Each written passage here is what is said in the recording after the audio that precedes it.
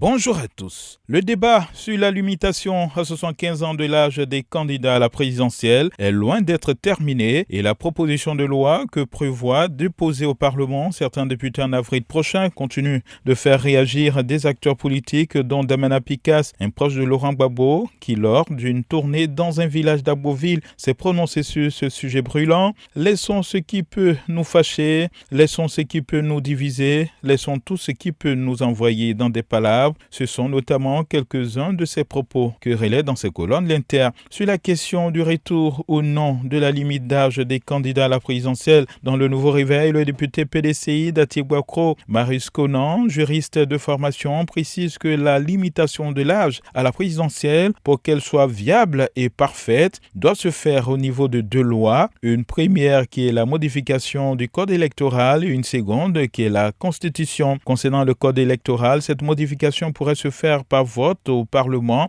à la majorité, mais la modification de la Constitution, elle, obéit à une procédure spéciale dans laquelle intervient le chef de l'État, précise-t-il, laissant comprendre ainsi que les députés initiateurs de cette proposition devraient bénéficier, s'ils veulent une modification de la loi fondamentale, de l'accord du président, et de préciser aussi que la modification de la Constitution appelle un référendum. Le confrère Dernière Heure Monde tente d'expliquer pourquoi, selon lui, cette proposition de loi est discriminatoire et orientée. Pour le journal, prendre une loi pour exclure ces trois personnalités sous prétexte qu'elles sont responsables de toutes les crises que la Côte d'Ivoire a vécues durant ces 30 dernières années, c'est affirmer son incapacité à être porteur d'un nouveau rêve ivoirien, d'un espoir nouveau et d'une espérance portée par la jeune génération. C'est aussi démontrer à la face du monde son manque de charisme, la faiblesse de ses arguments en termes de propositions dans le cadre d'un projet de société et d'un programme de gouvernement. 75 ans est déjà inutile à notre société, s'interroge pour poursuivre le débat le journal.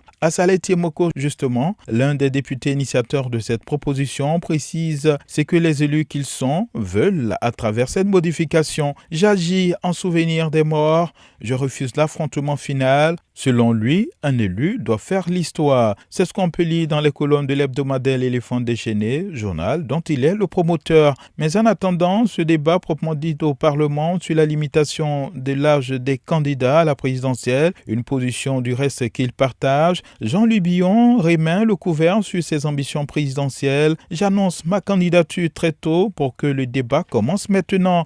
Un extrait de son intervention sur les antennes du confrère NCI et dont se fait l'écho le Nouveau Réveil. Cette sortie de ce cadre du PDC-RDA hier sur les antennes de la nouvelle chaîne ivoirienne est aussi relayée par l'intelligent d'Abidjan qui reprend ce bout de phrase de Jean-Louis Billon à propos du président de son parti. Bédier ne sera pas candidat en 2025. Cette phrase de Billon a aussi capté l'attention du confrère Le Matin qui en fait un de ses titres. Toujours parlant de politique, certains confrères comme Soir Info donnent une idée de comment va être structurée la future formation politique annoncée par Laurent Gbagbo. Le quotidien d'Abidjan croit savoir ce qui se passe présentement dans la tête de Laurent Gbagbo sur ce futur parti. Notre voix se fait lui l'écho d'une sortie d'Odette Lourignon, proche de Laurent Gbagbo, sur le cas Simone, qui, selon Danon Guégué, président du comité d'organisation du futur Parti socialiste, serait favorable à la création de ce parti. Le journal aujourd'hui, visiblement inquiet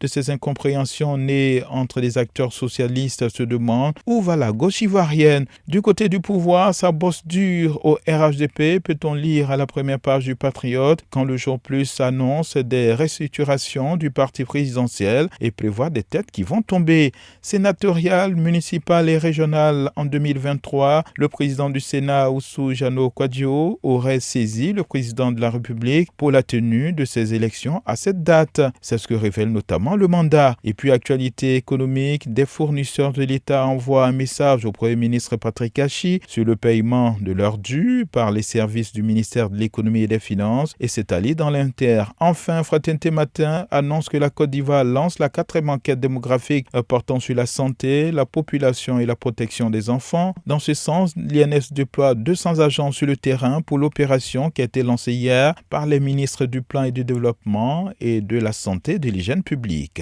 Excellente journée à tous et bonne lecture de vos journaux. Radio de la paix. Se parler, S'écouter. Se comprendre.